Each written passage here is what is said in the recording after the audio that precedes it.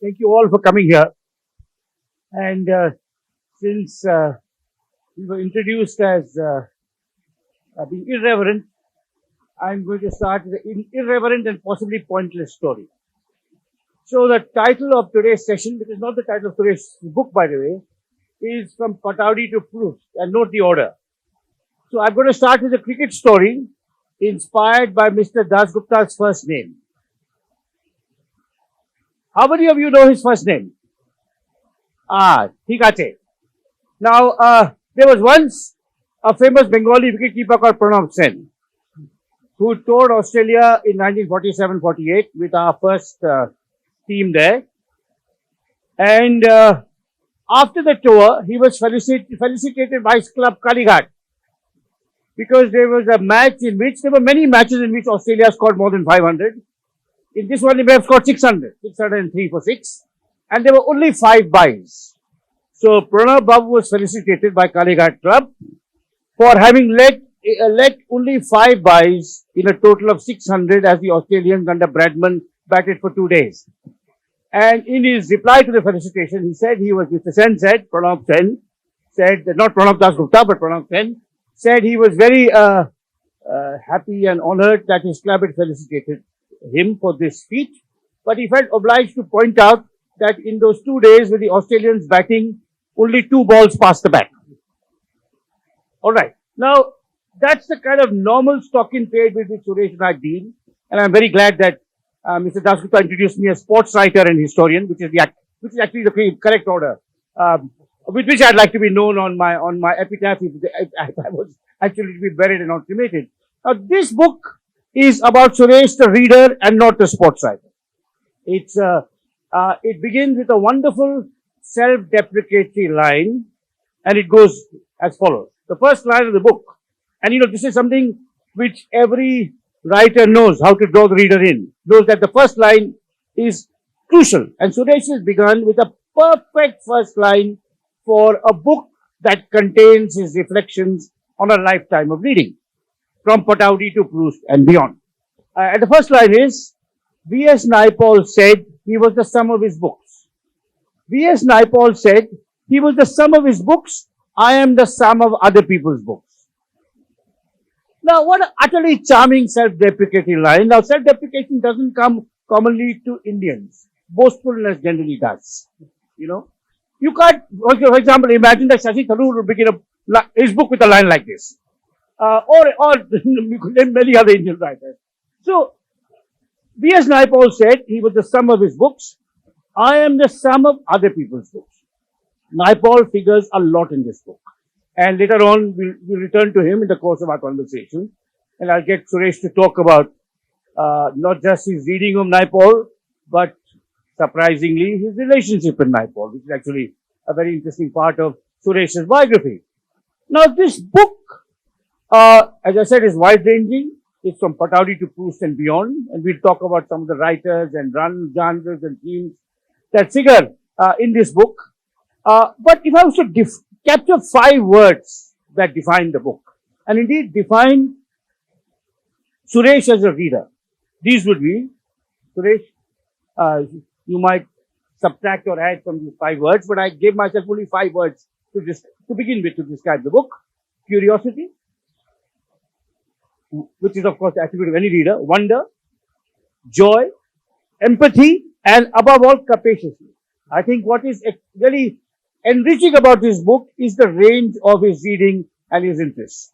Now, before I ask Suresh my first question, let me read one paragraph from this book. I've read out the first line. Now I'm going to go read the first one paragraph from Why Don't You Write Something I Might Read. This is from the first substantive essay in the book. The line about Suresh being the sum of other people's books appears in the prologue. But the first essay is,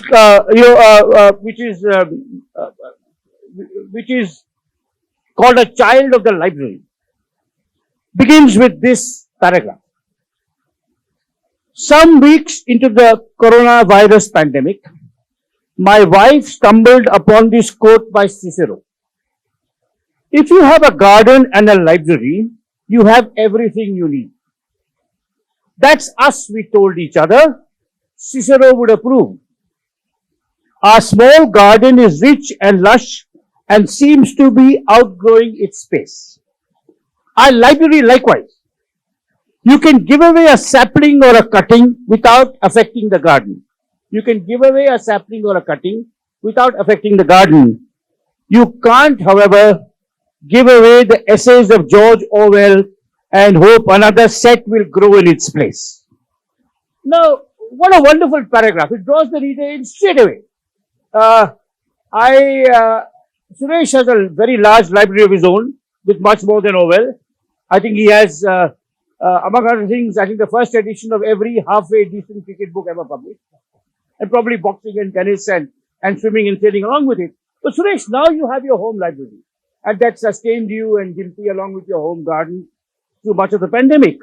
But tell us something about the libraries that shaped you as a child. You talk a little bit in this book, but it would be wonderful for the audience, many of whom actually have the connection with this city, as you do, to know about the libraries that shaped you as a child and whether they still exist.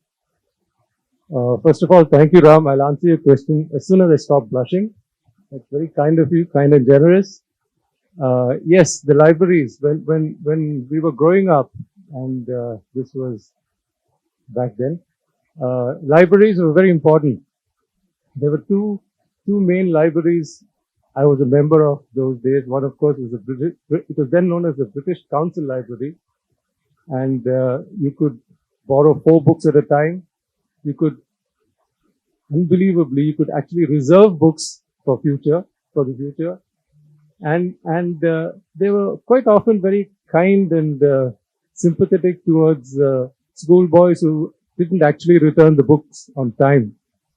Very often they sort of smile at you and sort of pat you on the head and say, "Okay, next time I'll have to fine you," or something along those lines.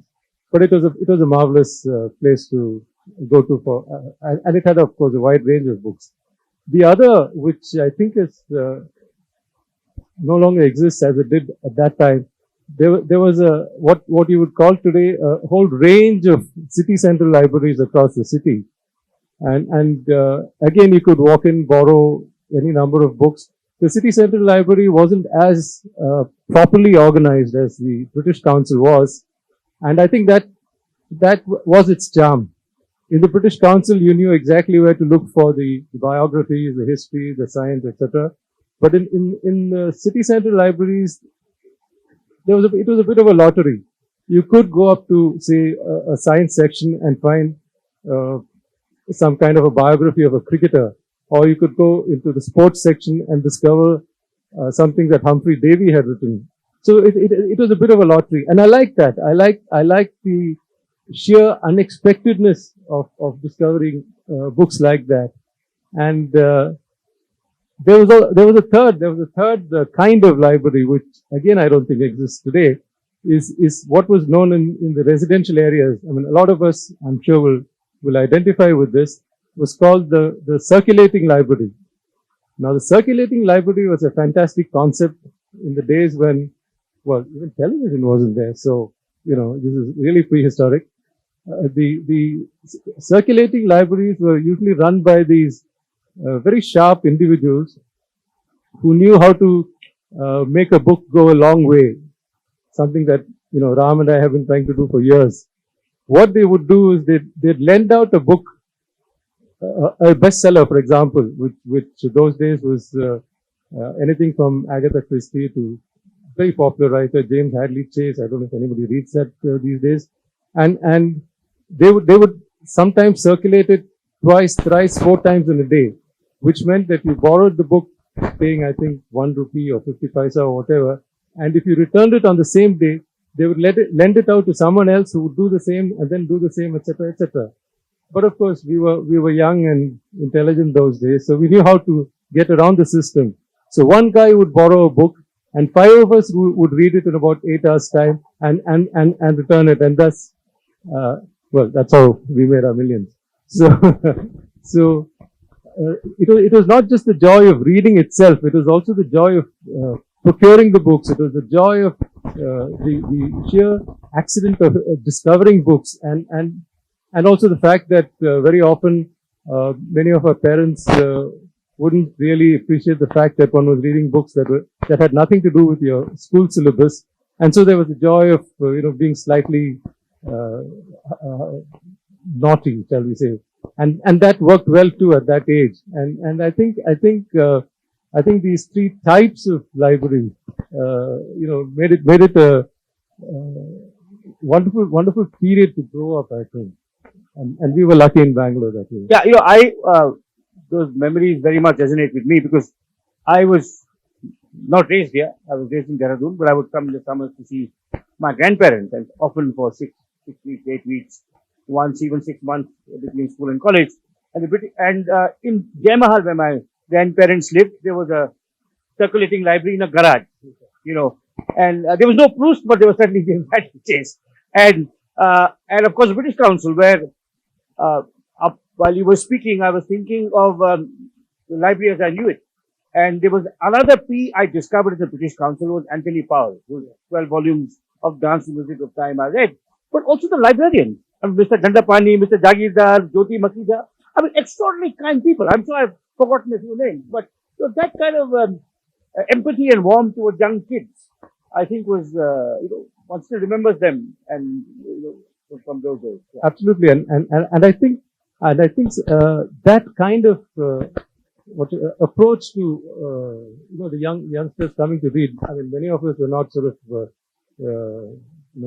desperate library goers or something, but those sort of undecided cases that they would just draw them in. They would just draw them in because of the kind of people they were. They were extremely helpful.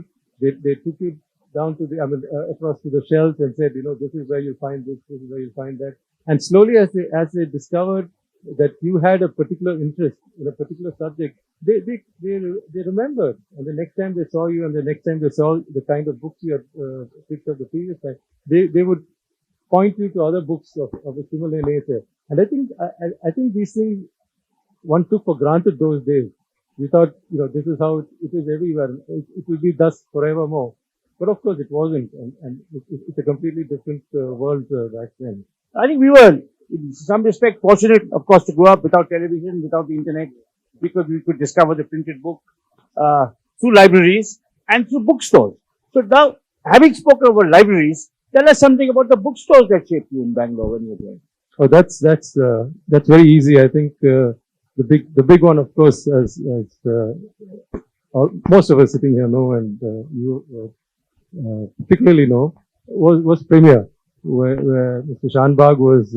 I still find it difficult to say Shanbag. I mean, it's always Mr. Shanbag, like I suppose Mr. Chips or something. The kids couldn't say Chips. Yeah. It doesn't make it didn't feel right. Yeah.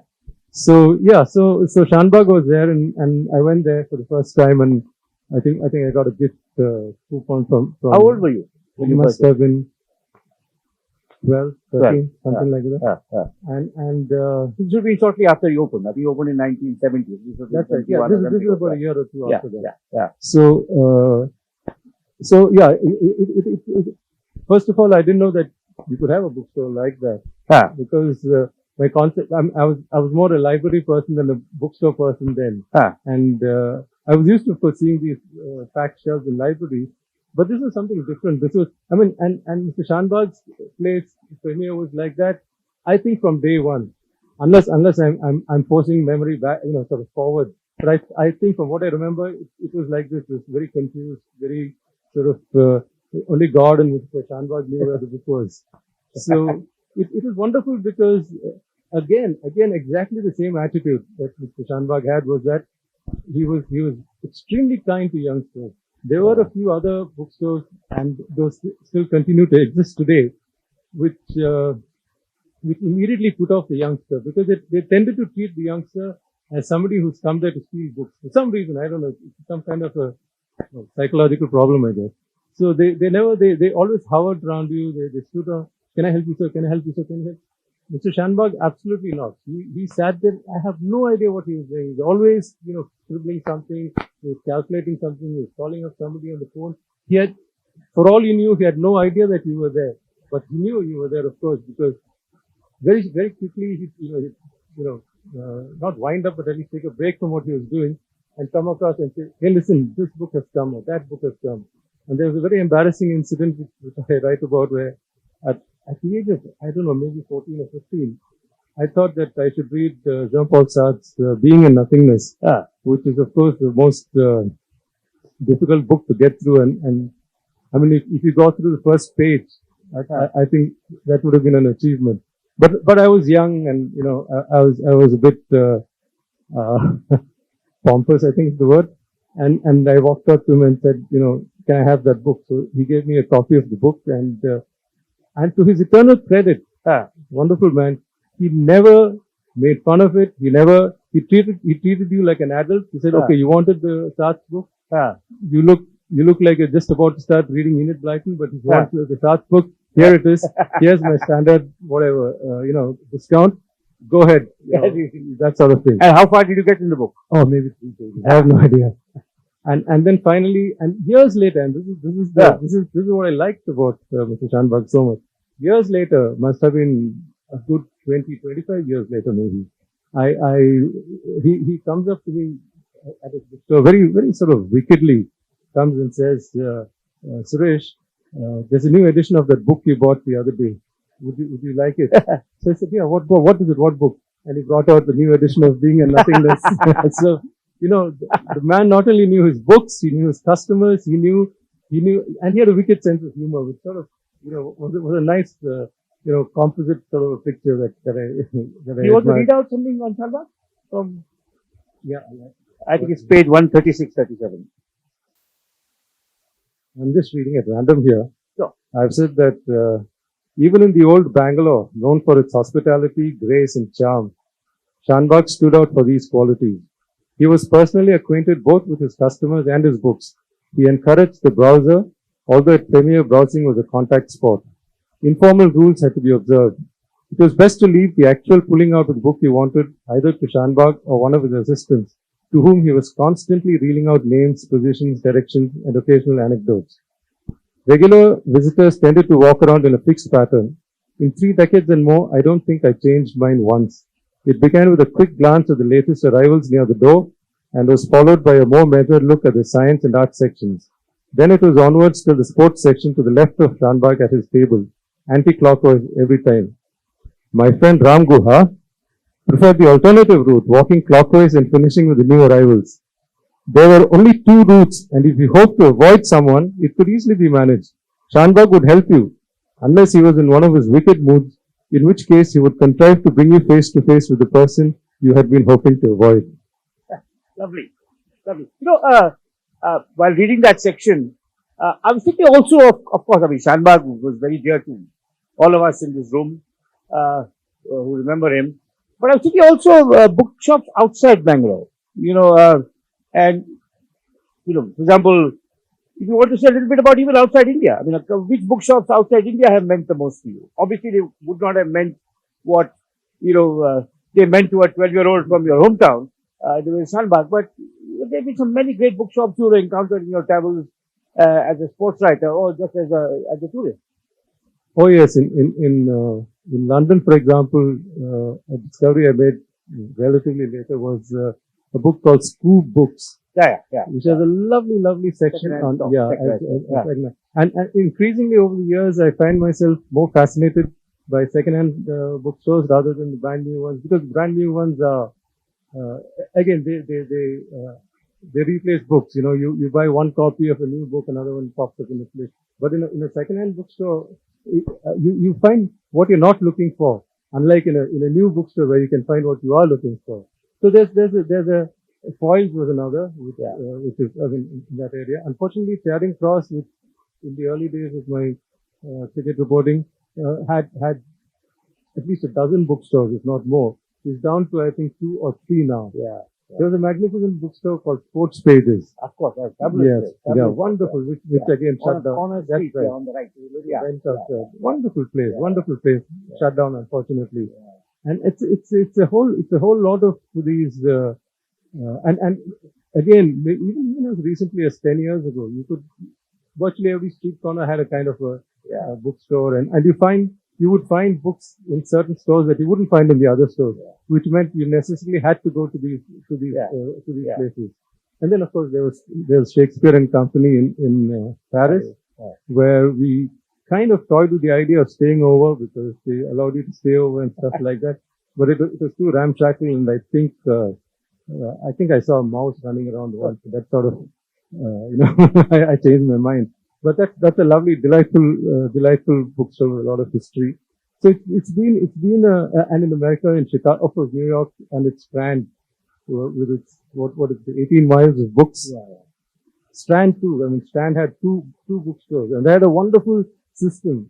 The main bookstore was near Union Square, where they had these 18 miles of books.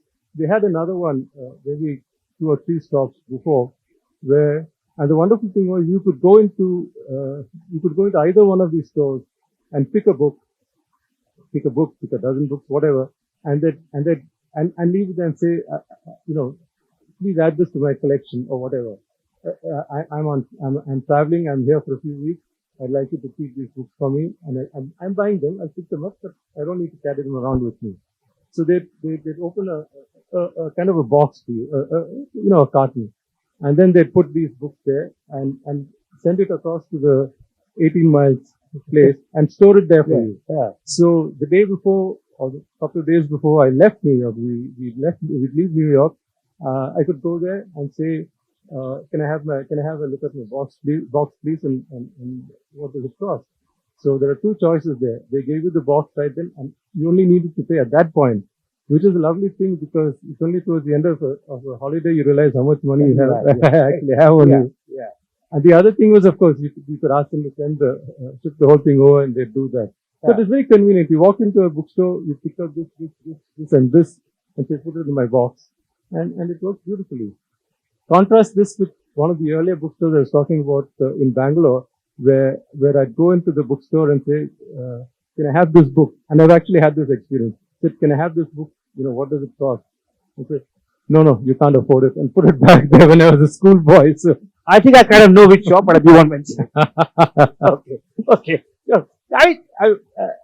One of my favorite bookstores, I've only visited 2 or 3 times, was Clark's in Cape Town, with a magnificent bookstore. To move on from bookstores and to get back to your book, among the things Suresh and I share, and this will not be a surprise, is our love of sports literature. And of course, the great cricket writers, James Cardus, Gideon Haig, Eduardo Galeano, whom he talks about, whose book, Soccer in Sun and Shadow, is probably the finest book written on the most popular sport known to humankind. Not the most sophisticated sport known to humankind, but the most popular sport known to humankind. Thanks for the clarification, Ram. Please note. Yeah. So, that's something we share. Reading your book, Hemingway and Orwell, who are great models for columnists because of precision and, economy and directness. Woodhouse, also a great favorite of mine, and not just the stories. At a pinch, Naipaul. We'll come to Naipaul a little later, and including what is worthy and what is unworthy about Naipaul. I've picked up Naipaul. Naipaul is the important thing in your book, so I'll come to it later. So we share a lot, Suresh, in terms of our reading interests and our favorites and our obsessions. I'm also not going to give away my collective or to make way for anything else. We also share friends, especially older people whom we both regard as mentors. Bishan Bedi, on whom you've written a fine biography, and someone who makes a cameo appearance in this book is P.K. Srinivasan of the Deccan Herald, and who was one of your early bosses and was a dear and esteemed friend of mine. So we share mentors, we share interests.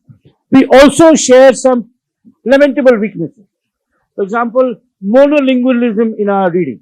You talk about the fact that your grandmother knew Malayalam and you never read in Malayalam, and my mother's first language is Hindi. And I, of course, used Hindi for my research, but not for reading in pleasure, right? So we share a lot, but we don't share something. And I want to, and your book brought that home to me.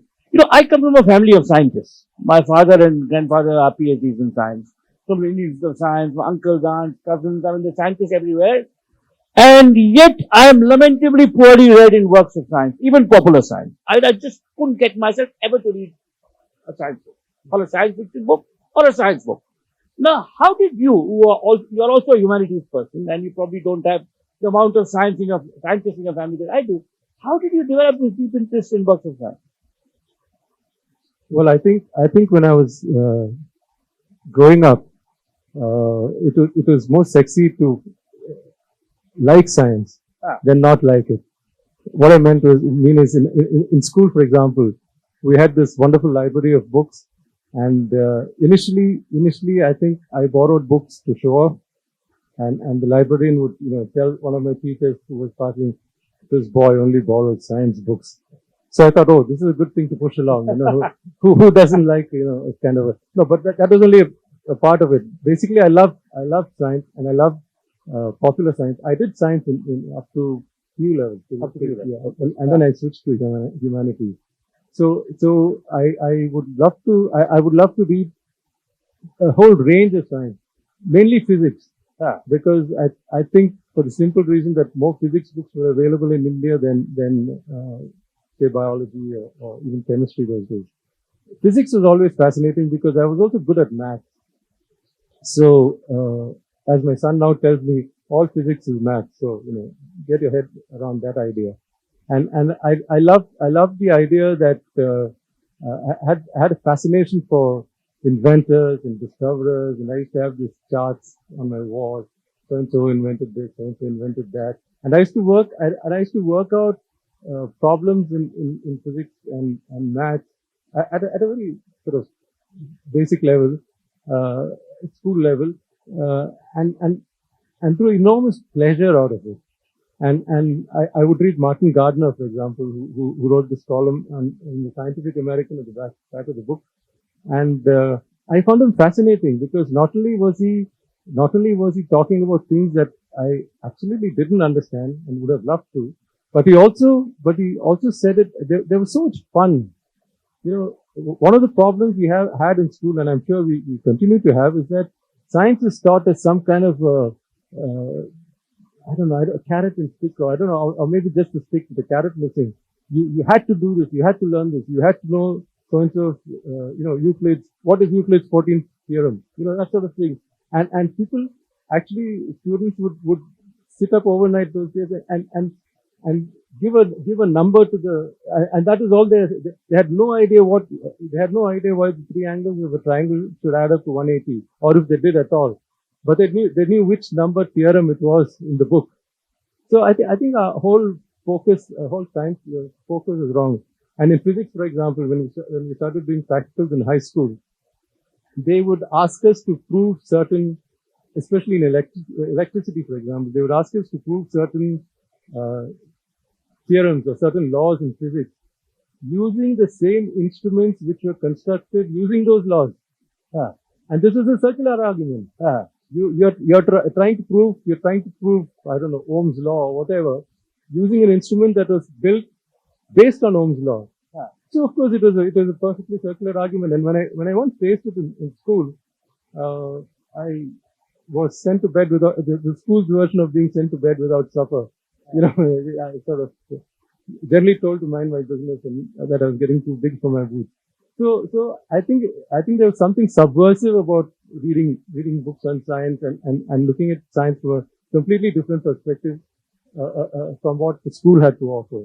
And I loved it, and as I started getting more and more involved in science books, I loved it. I've always been surprised, exactly as you were saying earlier. I've always been surprised that you were not into that area at all. I mean, I haven't. I mean, you have spoken about scientists and you've written about science from in different contexts, obviously, but not as a man who came across as a passionate lover of science. And again, as you said, with your background, it's always no, it's just maybe I was reacting against it, but I think I simply couldn't understand. Unlike you, I was lousy at physics, and I think physics has I was lousy at economics too, which actually got 2 degrees in. Don't ask how. And I think with there's certain kind of abstract thinking that economics and physics requires, which probably was just totally beyond me. So I was not going even to read popular science in physics. Now, physicists were like the most glamorous scientists when we were young. I mean, it was Newton and Einstein and all of that, the atomic age and so on, and space. Now, of course, it's biology. So, do you read a lot of popular biology nowadays? No, I think I have a bias. I think I have You a still have a bias towards physics? schoolboy So, you don't bias. read these books on the gene and on DNA? No, that I do. That I do because they're well written and they write about the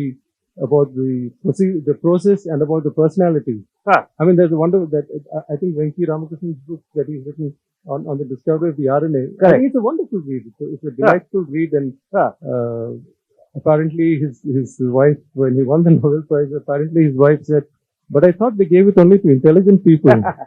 ah, So Ah. that's a kind of Ah. light touch that he has while writing the book. I do read them. I do read them now, but it's certainly not biology so much as physics. more physics. So, to move on and to come to Naipaul, we won't end with Naipaul, but I will spend some time on him because of what he's meant to you and what he is in this book. Now, first of all, a quote. You quote Naipaul as saying, Indian newspapers are so boring. The emphasis on second-rate and third-rate politicians is all wrong. And I'm totally with Naipaul on this, right? Now, but now, of course, the age of newspapers is gone and it is social media. And what would you say about social media and the world of books? Are they congenial or uncongenial to the appreciation of books, or both in different ways? Well, I think they are congenial to the appreciation of books because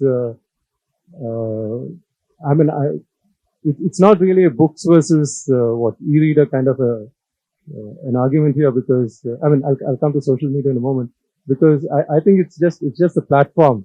I mean you read this book either as a physical book in your hand or you read it on your Kindle or whatever is convenient. But the fact is that you're reading a book. The delivery system is sort of almost incidental there. Social media, the issue with social media is that it can distort because of course even reviews can distort or features of on which they've written can distort the book. But social media, there's a higher possibility of distorting your book through sheer lack of understanding and through not or genuinely wanting to play mischief or whatever. So I think and there is a tendency to get behind somebody who says something nasty about another person.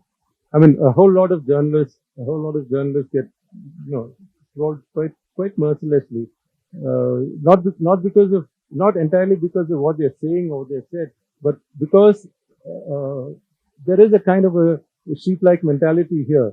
I mean, XYZ doesn't like what Ram Guha has written, therefore XYZ must be right.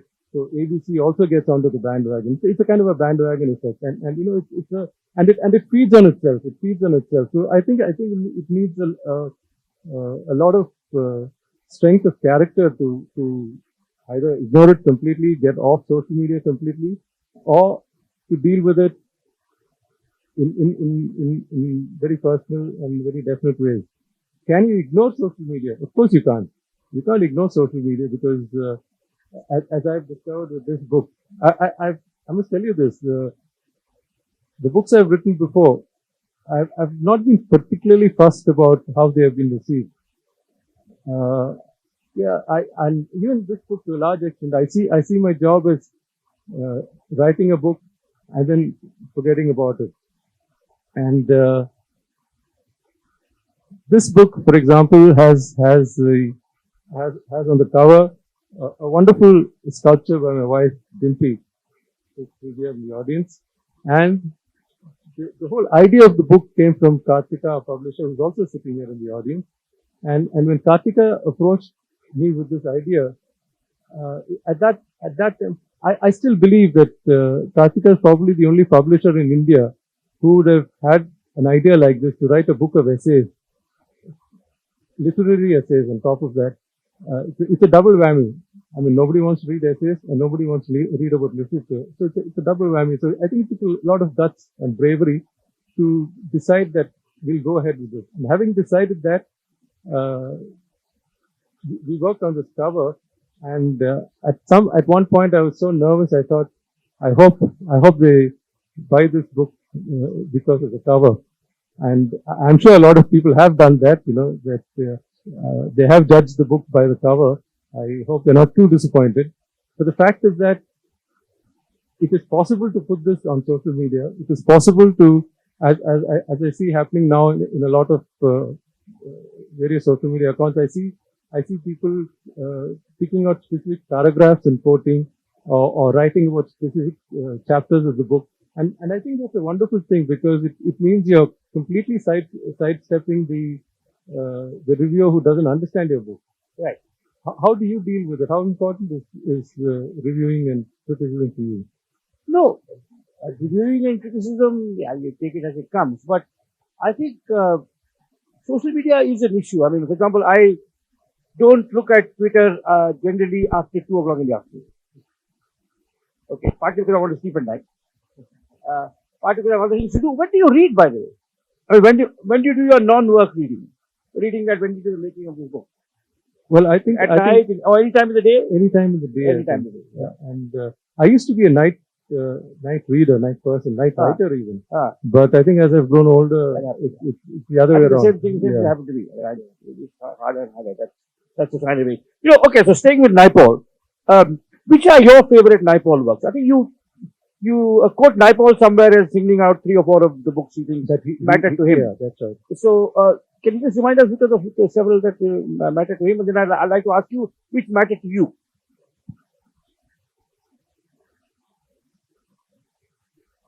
Yeah, the ones that he picked in my copy, in the copies of my books, Mr. Stone and the Knight's Companion.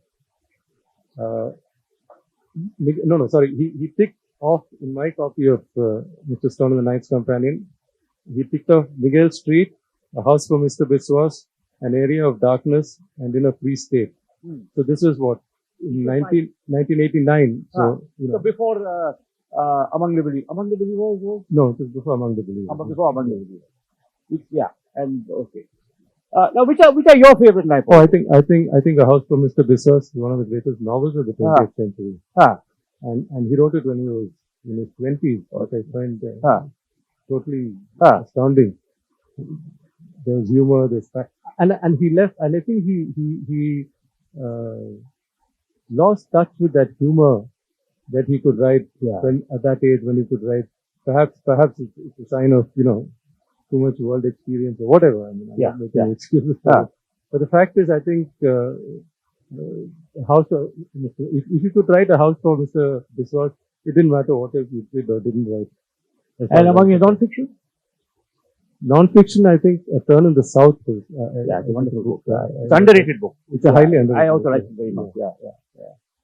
So you want to read something on Naipaul? If you don't throw stones at me. Huh? If you don't throw stones at me. Please.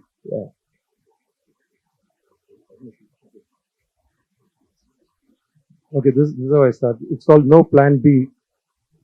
The voice on the phone was distinctive. Naipaul here, it said, as if it were the most natural thing in the world for a famous author to call up a young sports journalist. Can we meet? It remains the most startling call I have received. The word most often associated with Naipaul then and now has been fastidious. He was described as a cold, sneering prophet. I was prepared to meet such a man. The man who came out of the lift at his hotel and walked with bird-like but precise steps seemed to have an invisible wall around him. You sensed that. There was a look in his eyes that suggested he was constantly assessing the people around him and redefining his own self in relation to them. Madras is a city of pristine beauty. There is much charm and conservatism. The idli is a fine piece of art, he said. Not in that particular sequence and not without context. I see so much change around me. India is investing in change. This was in 1989. Still, the Indian newspapers are so boring. The emphasis on second and third rate politicians is all wrong. He signed my paperback copy of A House of Mr. Biswas, checked the price and pronounced it was too expensive. I agreed with him, but said nothing.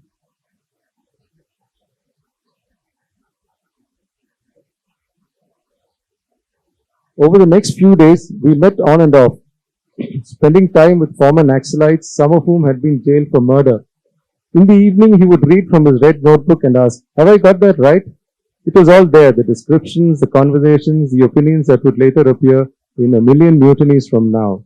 In A Million Mutinies Now. The fastidiousness was only in the use of language. The prophet was neither cold nor steering. That is the Naipaul I would like to remember. The man who said, I want to capture the moment when the theoretician takes up arms. He was talking of the anti-Brahmin movement in Tamil Nadu, but there was something universal and exciting about the motivation. He came home for dinner. We had a tiny apartment in Chennai, made tinier by the front room being filled with my wife Dimpi's half-finished sculptures and material. Naipaul arrived with his companion, whom he introduced as Margaret. He wore a three-piece suit and a red tie. The night was hot and sultry as only Chennai nights can be. Yet he kept his suit on and wanted to have the ceiling fan switched off. In the other room, our son, not yet a year old, was expressing himself loudly, perhaps complaining about the heat. Naipaul affected not to notice. He was a man of infinite curiosity. He knew the lost wax process for bronze casting, but wanted to clarify something. He knew about the food we were having, his favorite fish and idlis among the fare. He wanted to know about Robin Singh, the cricketer from Trinidad, who had moved to Chennai and would play for India. Margaret was cheerful. The stories of Naipaul's cruelty would emerge later. What did Naipaul think of the fatwa against Salman Rushdie? It seemed almost rude to ask.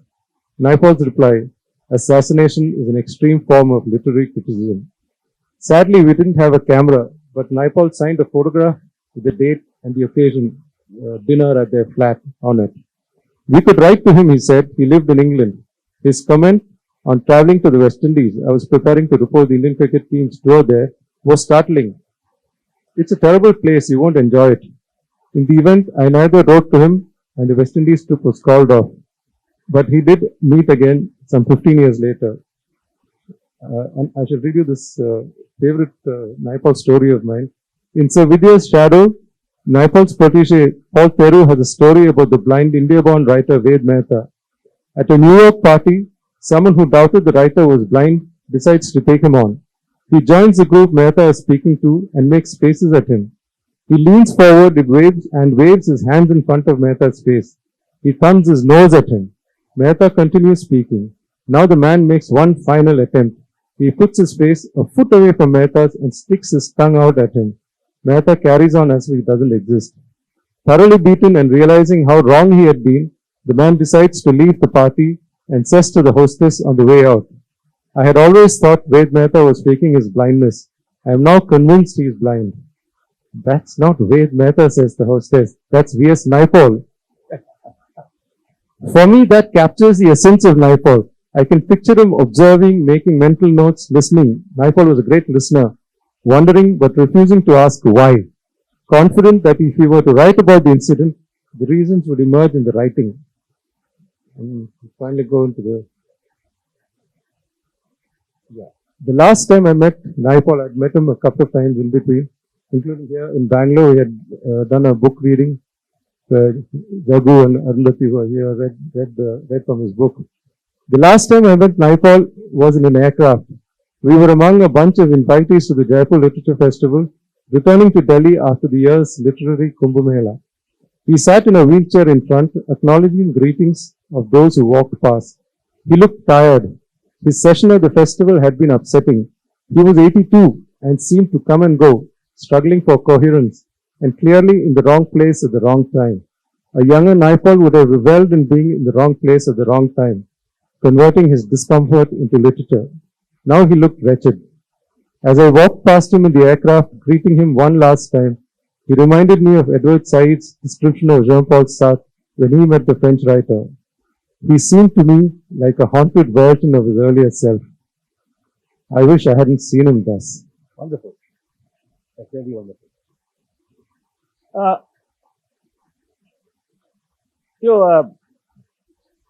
Just if I may confess my ambivalent feelings towards Naipaul, he's truly a great writer, but he reviewed Beyond the Boundary in Encounter in 1963, where he said about James's book, I think he said, along with the autobiography of an unknown Indian, it's a great book to come out of the colonial encounter.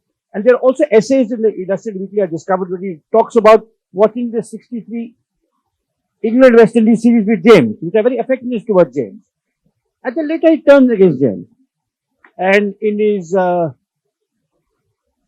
book Away in the World, he has a savage portrait of James after James died. And I felt, if that's novelist license, it should be revoked. You wait till a man dies to, be nasty about him. That's not.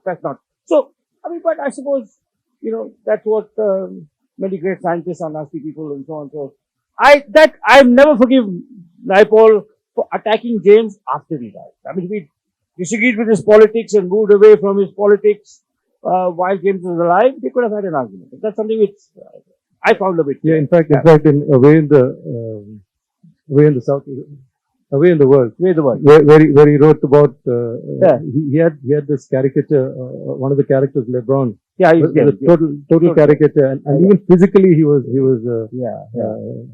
terrible personality there. So I agree with you there, but the point is, not the point. What I'm trying to say is that if what do we judge Naipaul on then? Do we judge him on his writings? Do we judge him on his books? So ultimately, it has to be the output of it. And I suppose, he wrote 4 or 5 imperishable books. I don't think it's. A House of Vishwas would be on everybody's list. But others would have like Turn in the South, which you mentioned, right? Or his Miguel Street. I think Among the Believers is a fantastic book. It's also a very perceptive book about fundamentalism. So anyway, so to move on beyond Naipaul, one of the most interesting and enjoyable pieces in this book, Suresh, is on writers and alcoholism. Now, Dimpy, is that written on the basis of experience? So I don't think so, but I don't know Suresh as very as well as you do. So I was wondering, such an insightful piece, but I was wondering where, reform guy. But maybe that's based on his pre-reform experience. So, did PK Srinivasan give you insights into that? No, actually, that's an interesting connection because I used to think when I was in university, I used to think that alcohol was an important element in the development of a writer. You somewhere I think Baudelaire or one of the French writers says that you can't write without drinking, and there were 2 or 3 of us who fancied ourselves as a writer then, and we thought, yes, we needed to drink, because that's yes. Look at Hemingway, look at Faulkner, look at the whole lot, Foster, look at the whole lot, and it always sort of that sort of thing was. I write about it now, sort of lightly in the sense that I say somewhere I didn't have an unhappy childhood, therefore I always held it against my parents, because if I had an unhappy childhood and I was a drunk, I might have been a better writer, that sort of thing. And those days, there's a kind of cliches one sort of followed. We were young, that's the only excuse. But no, I think it's what grew out of that was a serious sort of aversion, because even Hemingway, who was macho, and he said that in a moment of self-confession, he did say that alcohol destroyed him, as did Eugene O'Neill, and at one point, virtually the entire list of Nobel Prize winners in America were serious alcoholics. Yeah. So there's a pattern there. Okay. That's a most enjoyable piece, the piece on writers and alcoholism. The most moving and empathetic piece in the book is on your young colleague Siddhant Patnaik, and it's who was a very gifted cricket writer who wrote a pioneering history of women's cricket in India and died in his 30s. And you talk about, and among other things, it shows what a caring, wonderful boss he would have been. So tell us a little bit about Siddhant and his work. Either read from it or just talk about it. Siddhant was a very special person, because I remember we were a couple of us in the office, seniors, when we were sort of hiring for Wisdom. We were sitting around and saying, what we need is some young man to burst in through that door who's as obsessed with cricket as we were when we were young. And almost as if an answer to the prayer, Siddhant walks in. And he's not interested in international cricket. He doesn't want to do this. He is interested in cricket at the lower level. He's interested in under-19 cricket. He's interested in women's cricket. He's interested in cricketers who others don't write about. And he did an enormous amount of work. And he was a hard-working boy who knew through all those years, as did his wife who's sitting here, that he was terminally ill. He knew that he had limited amount of time, and in fact, one of the times I visited him towards the end, he said, "Actually, I can live for another 2 months or 20 years. It's up in the air." And he died soon after. And he had something that I find particularly attractive in a sports writer, in that he not only loved the game, all those other things one takes for granted, loved the game, he loved the language, all that, but he felt physically hurt if somebody brought the game into disrepute. He felt it very personally and very deeply. And I like that. It's a tremendous quality in someone who's and he was so young. I mean, he was only 34 when he passed away. And I find that a hugely attractive quality, that you can be so involved in something that you take it as, you take it as if it's your own, and completely, build around it. Not a mythology as most, well, I'm sure I'm as guilty as anybody else around the sport, but the inner core. And I think if you had lived, and you'd have been one of the greatest sports writers this country's ever produced. I think he's a magnificent. You talk about he was working on the history of the Ranji Trophy. He was working on the history of the Ranji Trophy, and the time before around the time before he passed away, he was in the ICU, and our edition to Wisdom Almanac was coming out, had to be put to press very soon, and he sat and worked in the ICU. He got somebody to bring him a laptop. He sat and worked on things, and before he died, he sent, and he was a wonderful.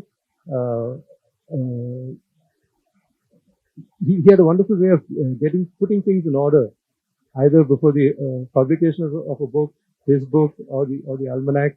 And before he died, he wrote letters to some of us saying goodbye. He visited his grandmother in Orissa to prepare her for his death. Amazing man. I mean, he's something. There's something that we can all learn from him, and I continue to think about him quite a bit even now. And he had a small child who must be 6, 7 now, and I think it's a magnificent story, and there's a deeper story to be told there. I mean, there's a more important story to be told there. And he wrote this, as you say, seminal book on women's cricket along with Karunya, who was a colleague also in Wisden. And throughout the period that I knew him, it was very brief actually.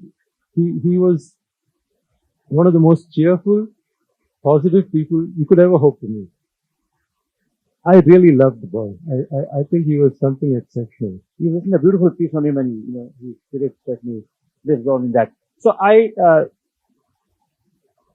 we'll chat for a few more minutes, and then I'll open it up. Reading this book and knowing of your general career, you would have met lots of interesting people I haven't met. I mean, Naipaul, obviously. Probably Don Bradman, I don't know, but Don Bradman, Viv Richards, possibly Roger Federer. But reading this book, I realized that what I really envy you is not having met Naipaul, whom I've not met, or Don Bradman, whom I've not met, but a figure who would not be a household name to most people in this room, but whom you talk about in this book, and you once watched a day's cricket with him, who was Donald Woods, the great white campaigner against apartheid, who wrote a lovely essay on Cardos, which I was privileged to include in my anthology along with your essay on Tendulkar. So, just to say that what I really envied you was you're meeting this extraordinary fighter for freedom. And this is totally amazing. I mean, we walk into the Sydney press box, and he's sitting there, and I couldn't believe it. I mean, I thought, oh, you recognize it? I recognized him, but not immediately. I thought, oh, there's someone who looks like. This is, by the way, a great South African white journalist, liberal journalist who fought apartheid, was a friend of Steve Biko, and then had to, flee for his life, and then landed up in the Sydney press box next to Suresh Menon. Yeah. So I said, I thought this gentleman looks a lot like Donald Woods, and left it at that. You know, we were busy reporting and stuff. But during that game, I met him. I spent some time with him, and I think Rajdeep was there. Rajdeep Tadesai was also there. He was also reporting that World Cup.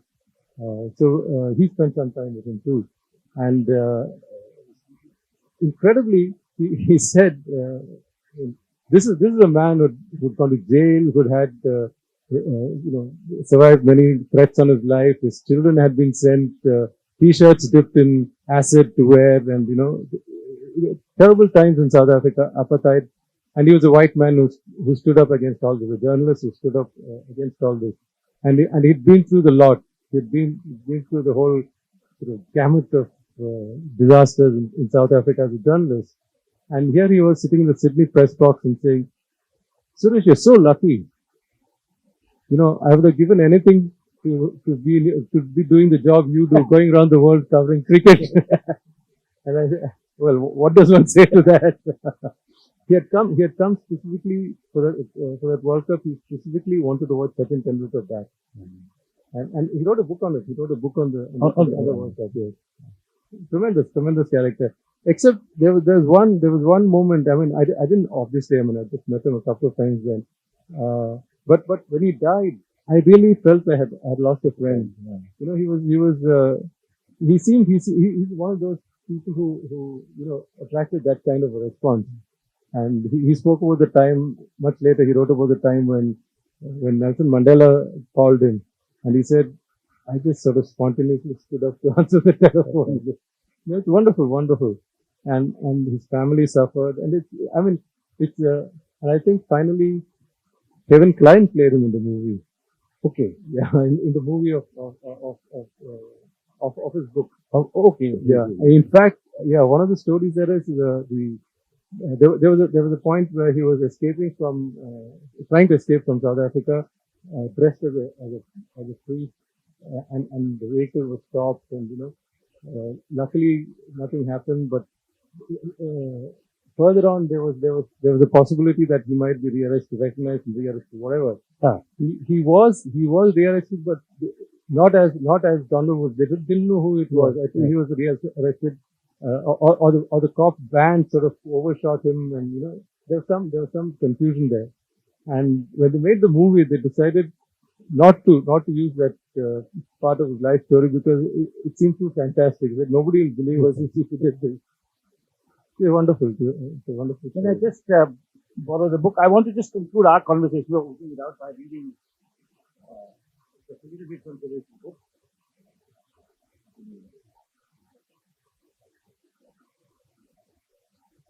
This is towards the end. And I'm not sure this is the passage that Suresh would have chosen. But since I have rightly been accused of being irreverent, I'm going to choose this passage from Suresh's book. It's about the pandemic. To close, and then we'll open up. So apologies, Suresh, if it's too controversial or irreverent, even for you. It is impossible to think of COVID-19 without thinking of the Prime Minister too.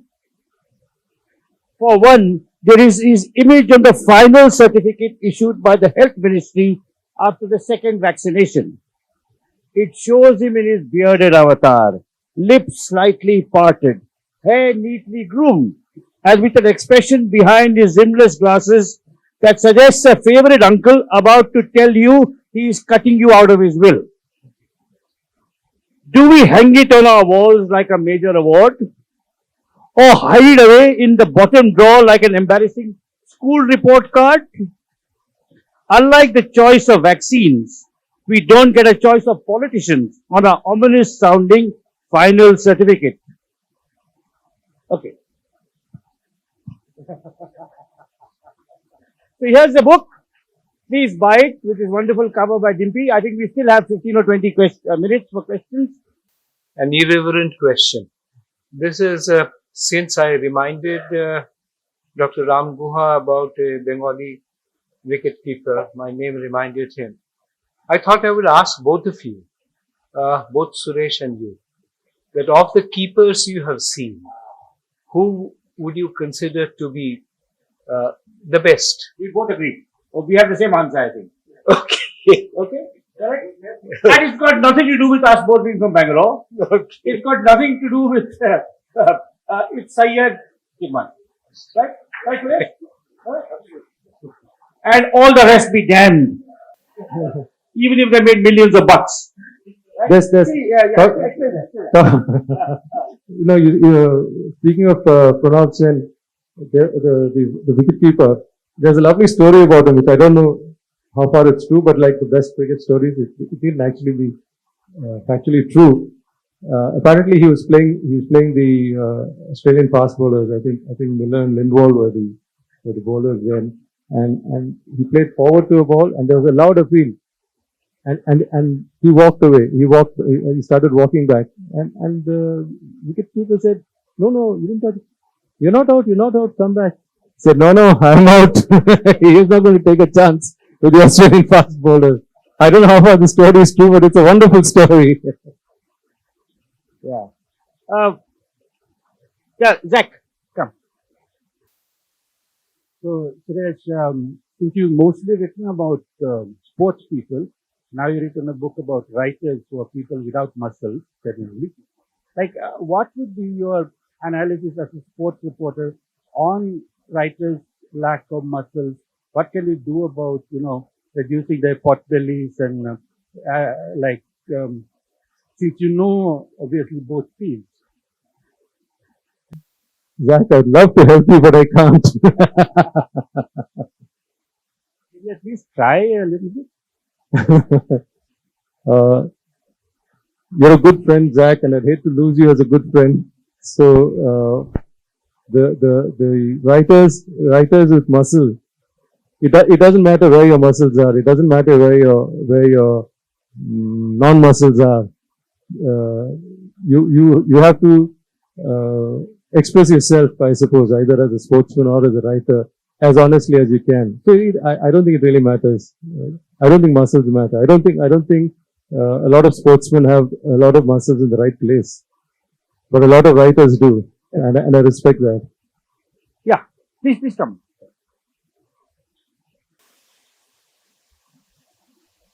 I very enjoyed it.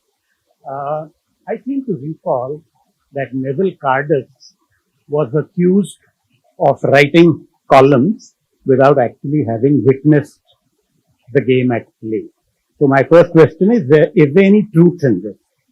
And my second question is that if you were to think about books where there is a description of the mental tussle between a bowler and a batsman, which book and which tussle would you classify as being classic? Regarding Neville Cardus, yes, he did write occasionally without actually watching the play, but he didn't write so much about the play itself. He just used the play. He just used the game as a takeoff point for whatever his pet theory was at the time. Regarding the mental, there's a particularly lovely chapter in Gideon Haig's book about the Australian bowler. Jack Iverson. The mystery spinner. So. Yeah. And it's just a short passage. Actually, he's quoting from something that Mike Brearley had written. I think in the Cricketer magazine. I'm not very sure. Anyway, Mike Brearley has written this piece about playing Erapalli Prasanna and how it was a mental game. And Mike has built up this lovely conversation between batsman and bowler. He says, he thinks I'm going to do this and I'm actually going to do that. And he thinks that he's going to, you know what I'm saying? A whole narrative around Mike looking at Prasanna coming on the bowl and assuming with great poetic license and literary flair, exactly with the kind of battles that are going on in their minds, which obviously nobody outside that sort of charm circle is even aware of. It's called the mystery spinner. But as I said, the original was a Mike Brearley article in it's probably in his collection on cricket. Is Mike's description of his battle with Prasanna? No, No, it's not. You don't know, maybe in I think Cricketer it was magazine. the cricketer, yeah. Yeah, please come up. Have you been, over the years, have you been able to draw any striking similarities between athletes and writers? Is that something you've been able to notice? Yeah, I think, I mean, one does tend to mix one's favorite sort of themes, which you can find in sport as well as in literature. I mean, some of the fine books on sports written by literary people, like gentlemen sitting here next to me, does give you the flavor of that. But there's also the idea. I'm very much interested in the non-cricket professional writer writing on cricket. When I was editing the Wisden Cricket Almanac, for example, in India, I looked out for writers who would write, whose job it was not to write, daily cricket. There's a piece here getting Pico Iyer to write, for example. Yeah. Pico, for example. Pico Iyer, we met at the Jaipur Literature Festival, and in a vague sort of kind of post dinner camaraderie kind of way, he said, "Yes, I'll write for you. Don't worry." And it was one of those things. It's like we must catch up sometime kind of a conversation. And then Pico goes back and write. I start sort of harassing him. You said you would write. You said you would write. No, I didn't say I would write. I said if I had an idea, I would write, and etc. etc. And then he writes this beautiful piece in the Wisden, and he says, I have in my whole mind, I have 1,500 words on cricket in my mind, and I've given you the entire lot. I love that. It's a lovely piece. It's one of the earlier issues of the almanac. It's a lovely piece because he has a completely different perspective. I mean, he starts by talking about he went to watch a match at I think the West Indies touring team at Oxford, and he says that it was one of those 3 days that the British government allows the sun to come in, and so. Good evening, Ram. Good evening, Suresh. No questions, really, but a lot to say. I mean, I'm a great fan of your writing, Suresh. I mean, I love your articles and essays. And I'm not really, I don't really follow cricket as much on a day-to-day basis, but just reading your article gives me a very good context of what's happening. And it also gives me a reference point to the memes that come in, right? And I'm not so much of a memes person as much as where the culture is going, and that's what you bring out in your essays. And I think there's this line that I came across in Amrita Sen's biography, where he says, "Good language is a product of discerning love." And as soon as I came to know that your book is releasing, I was like, oh my God, this is that compilation of all your discerning love, and I was probably among the first few people to get hold of the book. Which has been a few months, but I haven't yet finished reading it because I'm rereading a lot of the essays because I'm just loving those lines, loving a few of those succulences. It's pure joy in that sense.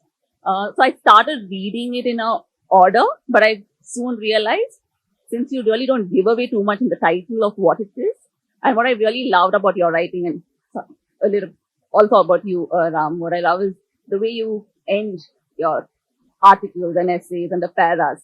There is, I mean, almost as a publication idea here to just publish those last paras as, those little pocket, Kabir's dohes or any of that, because they have so much of a life and contextuality of its own. It's almost like handloom saris, tassels, where all the threads just come in, and it's just so beautiful in itself, but while it adds it, and maybe, contrary to what you said, Ram, it's probably easier to start an essay well and attract the people, but to end it and just feel like, oh my God, so my approach to reading a lot of it is just flipping through the last paras, and I'm like, okay, what's enticing? And I'm like, oh, okay, this tassel looks good. So let's see how the threads weave up. And I think some of those essays are so delightful. And just on a second note, I started making notes of the books that I should read. and books that I should buy. But now I think I'll give up on reading a lot of them because I think the seeds that you put of your own personal experience of the boyhood, of your different life stages, which brings in so much into how you receive the book. I think it's a greater distillation. And it's a proper shortcut, where I can probably next time just act like a nerd that, I've read this book and, this book is really about that. So I think thanks for the pseudo bibliophils, so we are going to be, quoting you, but not maybe always, giving it back to you. Yeah. Delightful read. Thank you. Thank you. Thank you for the beautiful reflection. Thank you so much. Yeah. There is a book by a French critic, how to talk about books you haven't read. Oli. Yeah, hi, both of you. It's been a terrific discussion. Thank you very much. I wanted to ask about commentaries, cricket commentators. I used to listen the pre-television days to radio commentaries. And of course, they were very, very different from television commentaries on cricket because you didn't have the visual. But I remember Vizzy, and how he would go on as soon as a cricketer batter made a six, he would give his full 5-syllabic name, all 3 names. It's not so now. And what I really like when watching television and cricket, which I'm sorry, I have a very obsessively cricket-loving husband, so I have to rebel against that. But when I do, I find that what I like is when they talk about the technical aspects of cricket, the quality of the pitch, the speed of the wind, the daylight or non-daylight, and things like that. That makes it very interesting. Not just to say, oh, what an amazing sweep of the ball. What is amazing about it? I'd like to know. Talking about busy, Pearly, and the 5 syllables, it reminds me that when I first went to America in 1986, I was there for an extended visit, and it coincided with the World Cup. Now, World Cup, Football World Cup, the Americans call the game soccer, and they think they have a World Series in baseball, and in those days they didn't follow football. So the only channel that was covering it was the Spanish channel, right? And in a basement of a dorm, I used to watch it. And of course, remember Argentina won the World Cup. And the Spanish commentary was delightful because 2 things. Wherever Argentina or Colombia or Mexico, wherever they took the ball beyond their half line, the chap would start saying, go! All right. Well, the other thing which reminded me of what you said about Busy was that Argentina famously won. And they would only say, Diego Armando Maradona. Right. So, that was a joy that kind of, taking the full name. Like, Arapalli Arantarao Srinivasa Prasanna. Yeah, this taking of the full names in commentary. There was a footballer during a national football championship in Bengal, where this commentator couldn't recognize any of the players. So he decided that whenever Goa played, he'll just keep saying Francis D'Souza. Whoever got the ball, Francis D'Souza, Francis D'Souza, Francis D'Souza, Francis D'Souza. Francis D'Souza passes to Francis D'Souza. That kind of stuff. And the some of the clubs were so impressed with that this Francis D'Souza, I don't think it was Francis D'Souza because there's a genuine Francis D'Souza, but this so-called Francis D'Souza, who seemed to be here, there and everywhere, actually got a contract to play professional football thanks to the commentator. So, Suresh, if there aren't any more questions, I have a couple of things I also. Oh, yeah. Abhijit, please. Please, Abhijit. Please. Again with T10, I have a story about T10 which I've heard, and I'd like either of you to confirm whether it's true. Because in that series in Australia, I believe he stumped out Bradman. Yes. He stopped the ball on his left and used his foot, and those days that was allowed. You did not need the gloves to hit the stump. Can you just check this out? I don't think you could use your foot at any time. You had to have the ball in the. But he did stump Bradman. But he did stump Bradman. But Yeah. Bradman was probably the high three figures. By then. Oh, Bulker, that's true. He did stump Bradman. Okay. Okay. Let's check. No, that was never in the route. No. I think that's only in gully cricket. That's allowed in gully cricket. That's allowed. You know, Suresh, one of the questions I wanted to ask was about your experience with ghostwriting. You talk about it a little bit. You know, one of the finest writers that our state has produced never wrote a book of his own, a really good book of his own, that was Sadha Prasad, because he spent 25 years being a speechwriter for first for Indira Gandhi and then for Rajiv Gandhi. And when he was asked, why don't you write your memoirs and so on, he said, a human being can become a ghost, but a ghost cannot become a human being again. All right. Now, fortunately, you did very little ghostwriting. So you have all these books in your own name, including this one. But you did a little bit. And it will be interesting because that's obviously, you know, that's a different kind of art. I mean, it's Yeah. you talk about it briefly in the Yeah, book. there's a whole lot of. I mean, it's not something I'm proud of, but I have done the ghostwriting for, and you can imagine the different kinds of personalities involved. One of the first was B.S. Chandrasekhar, now a very dear friend. Chandra, I think during the Fletcher's team tour here in 81-82, Chandra was asked to write a column. Shant is here, so he'll know what I'm talking about. Chandra, the wonderful thing about Chandra and many of these people, Tiger Pataudi, anybody who you ghosted for, you write what you want, but don't get me into trouble, which I thought was a perfectly, honest way of doing things. So somewhere I wrote Chandra in the match, and in the sort of comment on the match, I said, Dilip Vengsakar dropped a catch anybody's sister could have taken. So of course this is the in the days when you could say things like that. Today I'd be pilloried for saying that. But Chandra was very upset. He said, "Listen, Dilip is a good friend of mine, and you're insulting his sister."